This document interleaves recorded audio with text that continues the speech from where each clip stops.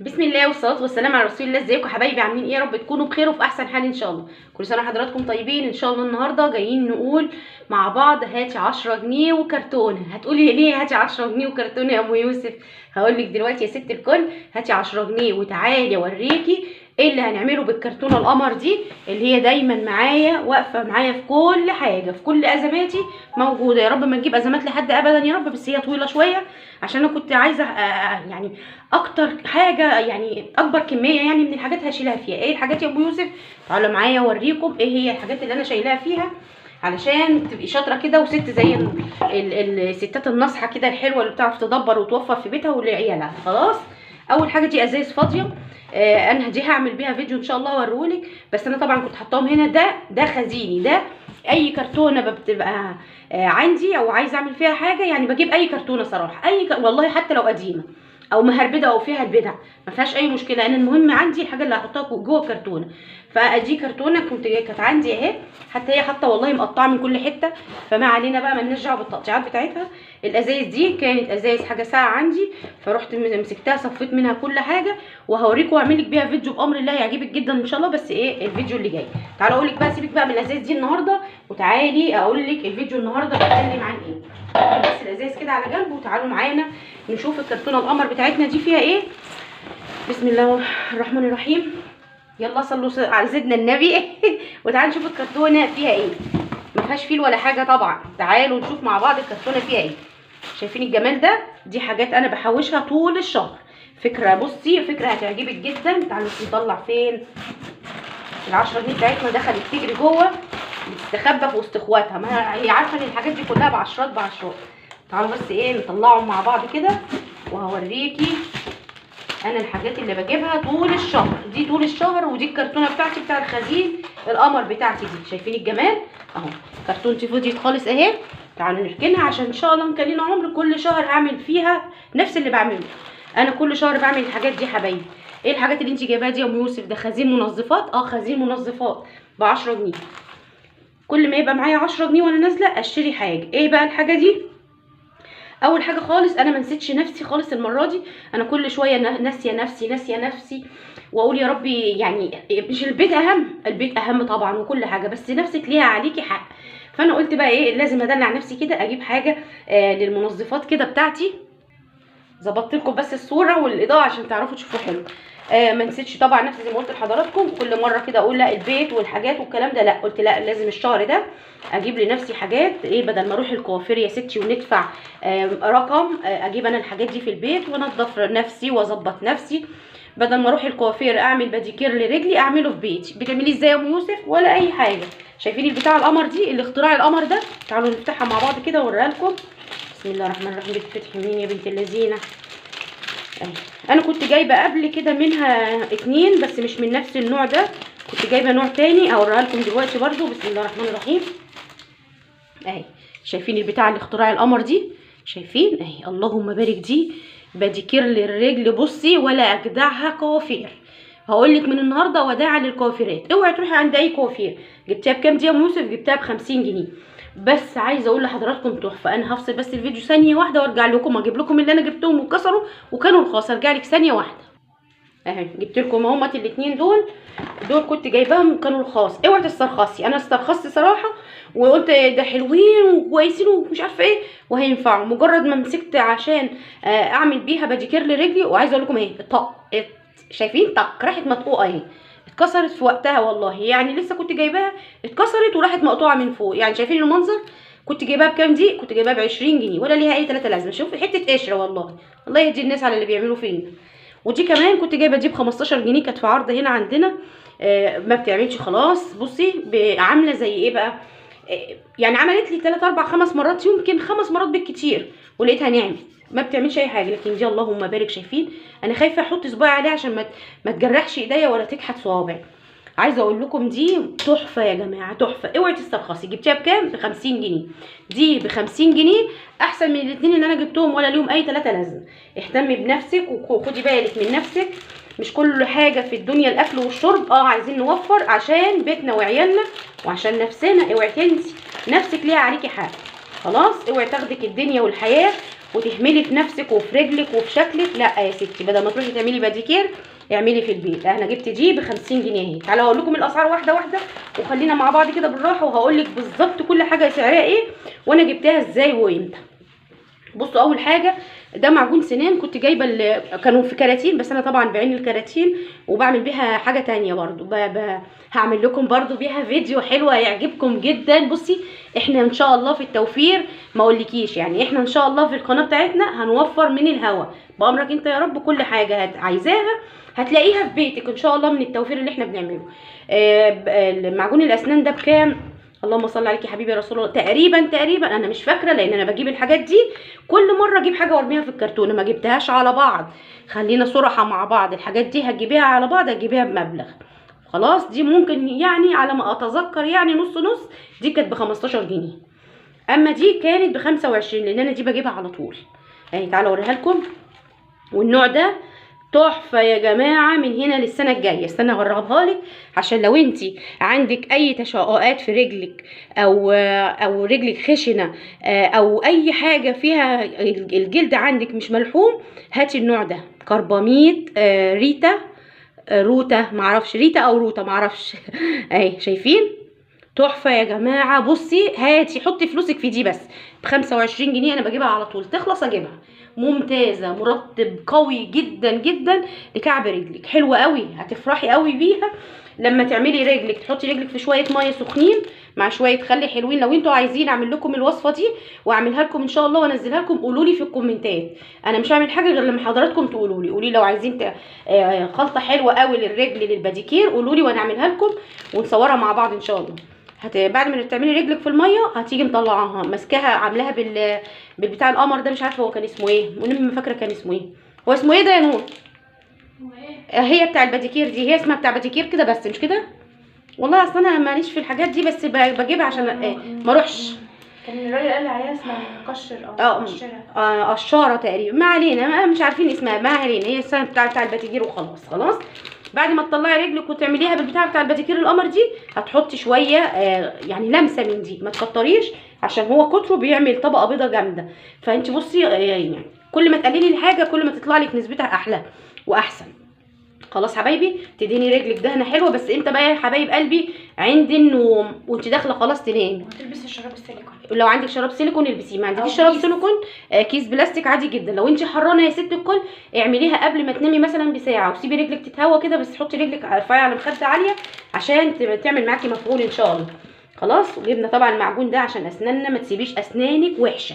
او بمناسبه بقى الاسنان، في واحده قالت لي والله ده انا قابلتها بالصدفه، اقسم بالله. كنت رايحه مستشفى يعني بتاع كنت رايحه اخلع لابني ضرسه صراحه يعني، بس الكلام ده من حوالي يمكن 15 سنه. والله حضرني الموقف ده دلوقتي حالا، كانت من 15 سنه. فكانت قاعده جنبي واحده وعماله يعني شايفاني انا قاعده انا وابني، وراح بصي زي انتوا عارفين بقى لما حد بيبقى قاعد في اماكن ومنتظر مثلا الميعاد بتاعه يخش وكده، فالستات طبعا بتحب تتسارى مع بعض. لقيت دي بتتسارى معايا، فالكلام جاب بعضه يعني. بجد انا قلت لها يا رب يصلح حالها يا رب. قالت لي جابت لي سيره ان جوزها ريحه بقه وحشه. فيعني قلت لها ياه ليه، هو بيشرب سجاير؟ قالت لي لا ما بيشربش سجاير. بتقولي ده بيبقى لسه واكل حالا وريحه نفسه وحشه. ريحه نفسه مناخيره ولا بقه يا ستي؟ ما هتفرق. لو مناخيره ممكن تكون في تراكم اتربه في المناخير. قالت لي لا ده طالعه من بقه، بيفتح بقه بيطلع اللهم احفظنا. فقلت لها بس خلاص ما تقوليش كده يعني، ربنا يصلح حاله. قالت لي ما انا بعاني من حاجه زي كده، انا نفسي بجد الاقي له حل. قلت لها الحل الاول والاخير، وبصي ما تدوريش بعد كده، هاتيله ازازه فيلاجين دواء اللي هي الازايز مش البرشام، لا الازايز. عايزه اقول لحضراتكم الدكتور كان كاتبها لي لاولادي وهم اطفال، لان طبعا كان دايما ولادي عندهم اللوز طبعا بتعمل ريحه وحشه جدا في الزور. فالدكتور كان كاتبها لي من صغر ولادي وهم طالعين عليها صراحه. كان دايما اول ما العيل عندي يسخن واللوز تنزل على طول ازازه الفلاجين دي تبقى متواجده عندي في الثلاجه ما بتمشيش. فلما نصحتها صراحه بالحكايه دي، معلش سامحوني عشان انا بنهج عشان انا تعبانه الحمد لله يعني، ربنا يشفيني ويشفيكم يا رب ويشفي كل مريض. فلما نصحتها دعيت لي وقالت لي الله يبارك لك، وبصوا بقى، وراحت الايام وجت الايام، وشفتها من حوالي كده مثلا ما يقرب مثلا من 3 اشهر، فسلمت عليها ومش عارفه ايه وصراحه انا اللي سلمت عليها وفكرتها بنفسي ومش عارفه ايه، وبقول لها جوزك عامل ايه. هي ما كانتش فاكراني صراحه، انا فاكراها عشان الموقف كان بجد حارق دمي، ان ازاي واحده بتتكلم على جوزها كده. بس لكن هي صراحه هي ست كانت بتعاني من اللي هي فيه. بجد هي كانت زعلانه على الموقف ده، فمش عارفه تعمل ايه عشانها وعشان خاطر الناس. لما بيقعد يتكلم مع حد الناس بتبقى نافره الحكايه دي. فلما سالتها صراحه قالت لي الله يبارك لك، من ساعتها من ساعه ما جبت له ازازه الفيلاجين حتى ما كررتهاش تاني. وهو ما شاء الله ما تعرفيش بقى كان عنده بقى حاجه في معدته، حاجه في زوره، والله اعلى واعلم. فخدوا بالكم المعجون السنان مهم جدا بعد كل اكله وقبل ما تنامي. لازم تطلعي نفس نظيف كده من بقك وانت قاعده مع الناس، مع جوزك، مع عيالك. لازم كل حاجه تبقى حلوه فيكي، وعشان انت ايه تبقى منوره كده، منوره وعسل كده، لازم تجيبي الحاجات دي. هقولك على حاجات تاني حلوه، عشان انا بجد انا بعاني وانا في المواصلات، بعاني فعلا وانا في المواصلات. شايفين دي مش غاليه خالص. انا بنادي لكل ست، كل ست ما بتجيبش باليه للعرق، يعني الله يسامحك، الله يسامحك على اللي بتعمليه في الناس. بجد انا عايزه اقول لحضراتكم الرجاله انضف فعلا كتير من الستات اللي انا بشوفها في المواصلات. انا ما ببقى ماشيه كده طالعه اي عربيه مواصلات واقعد الاقي الراجل طلع عليا وهو داخل يعني في المواصلات، مش شامل الراجل صراحه ريحه. ده راجل محترم ومستحمي ومتنظف ومظبط نفسه بحبه مزيل عرق. اما الستات بجد، وكمان رحت كتير وانا بشتري لبس، اخش اماكن اللي هي فيها الستات بتقيس اللبس البروفا. عايزه اقول لكم اجرنا الله، يعني يا رب يجرني كده ويجركم ربنا من المر والقرف اللي احنا بنشوفه. فبنادي لكل ست اللي بيقولوا حرام، عشان انا بجد كان في بنات مع بنتي بيقولوا لها حرام نحط مزيل. مش ليه اللي حرمه حبيبتي؟ الحرام ان انت تشممي ريحتك للناس، الريحه الحلوه الزياده عن اللزوم اللي هي بيرفيوم والحاجات دي تشميها على الناس، دي حرام. لكن انت دي مش بيطلع لها ريحه، دي انت بتغطي الريحه. انت واخده بال حضرتك بتقولي ايه؟ انت بتغطي الريحه، ان عشان ما تاذيش مخاليق ربنا. هاتي واحده زي دي، اي نوع بقى بتحبيه وجربتيه جه معاكي حلو وكده، هاتي منه. انا جايبه دي ب50 جنيه. بكام؟ لا ب60 جنيه. خلاص مش جايباهم برضو مع بعض، كل مره اجيب حاجه. تعالوا كمان من وسط النظافه، لازم دي تبقى في شنطه ايدي. لازم الكبيره دي، الكبيره قوي يا منوس، دي الكبيره. انا بجيب الكبيره دي لازم تبقى معايا في شنطه ايديا. بعد ساعات بجيب منها حجم اصغر، حجم هو الحجم ده او اصغر من ده، لازم تكون معايا. المناديل المبلله دي تحفه يا جماعه. عايزه اقول لك النوع ده كمان اهو، شايفه والريحه بتاعتها بتخليكي منعشه. بصي ان الانتعاش ده بيخليكي طايره في السما. خلاص حبايبي، تحفه بجد. دي كنت جايبها بكام؟ ب50 جنيه. وكمان السويت لا غنى عنه، الستات الامارات. احنا طبعا قناتنا قناه للتوفير وللستات كلها، الرجاله ممنوع تخش القناه يا جماعه. خلاص دي قناه ستات، في منها الاصلي وفي منها التقليد. خدوا بالكم، لازم تجيبوا من مكان موثوق فيه. الحاجات دي طبعا لازم تتجاب من اماكن موثوقه فيها. كنت جايبه دي ب20 جنيه، في ناس بتبيع ب15. دي التقليد، تعرفيها على طول ان هي تقليد. ما نسيتش بقى، عايزه اعطر نفسي قبل ما يعني اخد دش كده حلو واخش انام. يا تجيبي حاجه من الاتنين، دي عندك ودي يعني دي معاكي ودي معاكي. النوع ده حلو قوي النوع ده تحفه يا جماعه. تفتحي يا بنت اللذينه بسم الله اهي باليه. بصي تحطي عند النبضات كده ورا ودنك قبل ما تنامي، وعند مناخيرك لمسه خفيفه، وكده نمتي زي الفل كده، الشمعه منوره وانت نايمه. الحل التاني يا ام يوسف، طيب عشان دي اكيد ممكن تكون غاليه. دي غاليه، دي جايباها ب185 جنيه. في منها الكوبي بتاعها عامل 85 جنيه او 95 جنيه، مش متذكره صراحه. هي كنت جايباها برده بقالها فتره. النوع ده حلو قوي، العطر الفرنسي. البديل بقى بتاعها ايه؟ اللهم صل عليك يا حبيبي يا رسول الله، قولوا معايا، الصابونه المسك اللي هي الرخيصه دي. الصابونه دي ب20 جنيه، تقدري حضرتك تجيبيها وتعملي منها كده، تاخدي حمام حلو كده وشاور كده امور كده زيك، وتيجي ماسكاها وانت لسه جسمك مبلول، تمشي على جسمك كله، هتخليكي برده متعطره وزي الفل. بس ما تستغنيش عن البليه برده. خلصي استحمي وحطي باليه. البليه دي مزيل عرق، بصي ما فيهوش اي روايح. خلاص حبايبي، تعالوا بقى نرجع بقى لمنظفات القمر بتاعتنا دي اللي احنا اصلا طول الشهر لازم نحوشها. لازم الحاجات دي كانت استثنائيه، اللي هي الحاجات الروشه بتاعتي انا دي كانت استثنائيه، كنت بجيبها قلت عشان اعمل حساب لنفس الشهر ده، عشان حرام عليا كل شهر انسى نفسي. تعالوا بقى، انا بعمل كده ليه؟ انا بحوش الحاجات دي كل ما بنزل اجيب ب10 او ب15 جنيه، وبعد كده اجي بعد ما جوزي ربنا يصلح حاله يا رب ويرزقه ويرزق ازواجكم جميعا يا رب، كل شهر لما بيديني مصروف البيت طبعا او مصروف الاسبوع او الشهر على حسب ما ربنا يكون ميسر الامر. يعني هو ممكن هو بيديني صراحه ربنا بالحاجات دي بنجيبها مثلا ايه بالشهر. خلاص انا على مدار الشهر بقى كل ما انزل اشتري حاجه ب10، حاجه ب15، حاجه ب20 على حسب ما بيكون فايض معايا. هو اغلب اللي بيبقى فايض معايا بتبقى هي ال10 جنيه القمر دي، دول كنت جايباهم ب15 جنيه. ده رابسه سايب من عند اي بتاع منظفات، وانت رايحه كده قولوا له عايزه ب15 جنيه هيديكي ب15 جنيه. باجي عامله ايه؟ باجي حاطاه في الكرتون. خلاص اجي كمان مره تانية وانا نازله في اي وقت تاني اجيب مثلا ب10 جنيه اوكسي. الكيس الاوكسي ده ب2 جنيه اهو، شايفين اهو الخمسه ب2 جنيه، شايفين اهو الكيس ده بكام؟ ب2 جنيه، يعني الخمسه ب2 جنيه يا جماعه. خلاص بتاع يا رب الخمسه يكونوا ب2 جنيه الخمسه ب10 جنيه. خلاص حبايبي، جبت كل مره اجيب 2 3 5 على حسب برضو الفلوس اللي معايا. كمان جبت بتاع القمر ده كنت جايباه بكام يا بنتي يا ام يوسف؟ والله ما انا فاكره، استبروا كده، كان باين ب10 جنيه، باين والله كان ارخص من كده اهو. بريكس بودره، خلاص حلوه قوي طبعا، المزيل للبقع وايه تاني، وتغسلي بيه الارضيات الحمام، الحاجات الحلوه دي. بس انا طبعا جايباه عشان احطه على ده. انا كنت بجيب منه السائل بغسل بيه الحمام وانضف بيه طبعا الحمام والسيراميك والكلام ده، لكن ده انا جايباه بودره علشان احطه على ده، علشان خاطر ينضف معايا الهدوم ويخليها كده منوره وبيضه وزي الفل.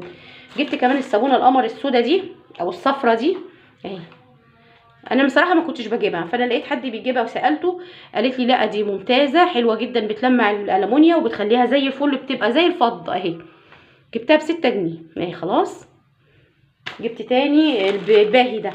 بصوا بقى، وما ادراك ما الباهي ده، الباهي القمر ده، الباهي اللي بيخلي البيت كله بصي بيحسسك بالنظافه والانتعاش، ويخليكي ان انت طول الوقت حاسه ان انت قاعده في جنينه الزهور كده، كانك قاعده في الورد، في الفل، في الياسمين. والله يا جماعه اللي ما جربتش باهي فاتها كتير فعلا، هو واوكسي. اللي ما جربتش الاتنين دول فاتك كتير يا ست الكل.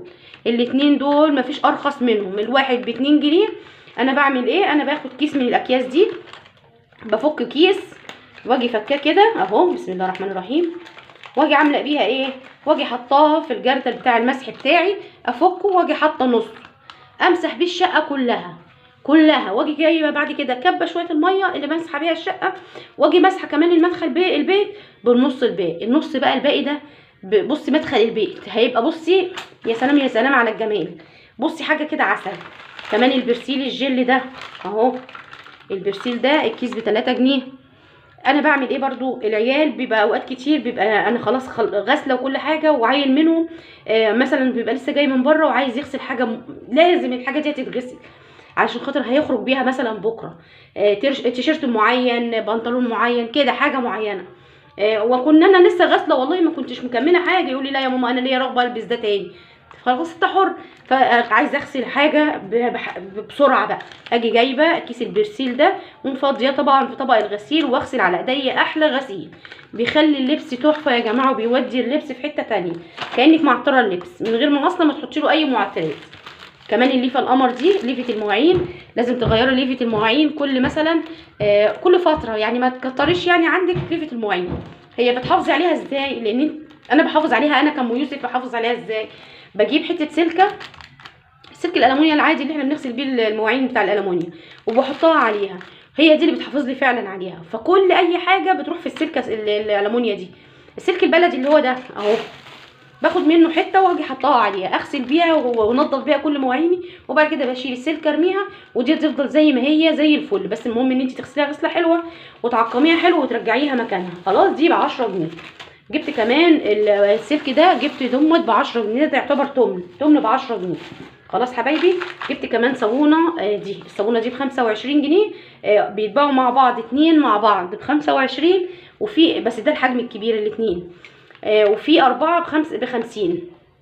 لا يا ربي، الاتنين مع بعض ب50 والاربعه مع بعض التانيين ب50، بس الحجم اصغر شويه من دي حجمها كبير وناشفه زي الزلطه. وعايزه اقول لحضراتكم ريحتها تحفه. جربي النوع ده هتدعي لي. وبعد ما تجربيه بصي، مش من النوع اللي بتسيح على الحوض اهي.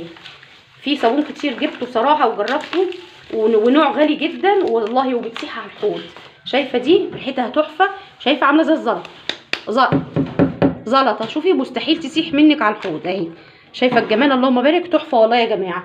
جربي بس الحاجات اللي انا بوريها لك دي. الحاجات دي فعلا عن تجربه، بقالي كتير بجيب الحاجات دي، تحفه ما شاء الله اهي. جايبه منها واحده تانية اهي روفري. خلاص جبت كمان الكيس الشاور القمر ده، اخد بقى دش بيه حلو كده قبل ما انام، بعد ما اخلص كل اللي ورايا اجي واخده بيه دش كده قمر.